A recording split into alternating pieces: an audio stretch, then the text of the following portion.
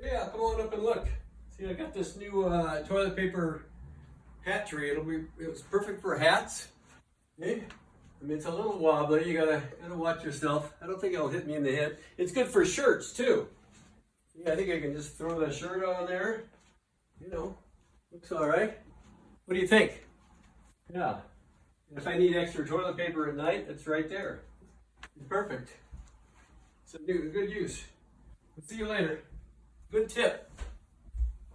I think I can just add one more roll up here. I need another whoa! Whoa!